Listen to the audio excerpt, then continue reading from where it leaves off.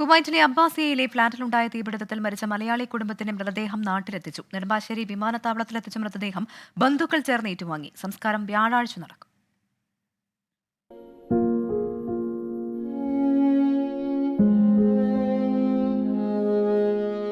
വെള്ളിയാഴ്ച രാത്രിയാണ് 4 അംഗ കുടുംബം അവധി കഴിഞ്ഞ് നാട്ടിൽ നിന്ന് കുവൈറ്റിലെത്തിയത്. 2 ദിവസങ്ങൾക്കിപ്പുറം നിശ്ചലമായി നാട്ടിലേക്ക് മടക്കം.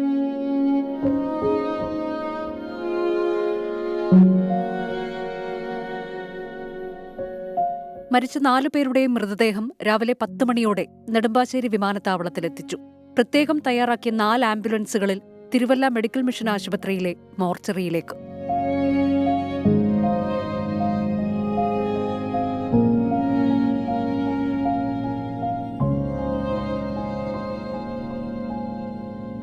നാട്ടിലെ എല്ലാ കാര്യങ്ങൾക്കും മുൻപന്തിയിൽ നിന്നിരുന്ന മാത്യൂസ് വർഗീസിനെയും കുടുംബത്തെയും അവസാനമായി കാണാൻ ആശുപത്രിയിലേക്കും വൻ ജനപ്രവാഹമായിരുന്നു.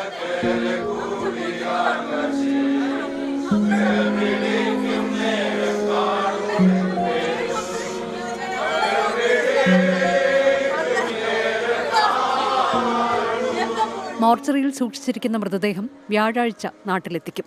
ആലപ്പുഴ തലവടിയിലെ മർത്തോമ പള്ളി സെമിത്തേരിയിലെ കല്ലറയിലായിരിക്കും 4 പേർക്കും അന്ത്യവിശ്രമം. 10 വർഷമായി കുവൈറ്റിലുള്ള മാത്യൂസ് വർഗീസ് റോയിട്ടേഴ്സ് ടെക്നിക്കൽ വിഭാഗം ജീവനക്കാരനാണ്. ഭാര്യ ലിനി കുവൈറ്റ് മന്ത്രാലയത്തിന്റെ ആശുപത്രിയിൽ സ്റ്റാഫ് നഴ്സാണ്. മക്കളായ ഐറിനും ഐസക്കും കുവൈറ്റിൽ തന്നെ പഠിക്കുകയാണ്. 24 പത്തനംതിട്ട.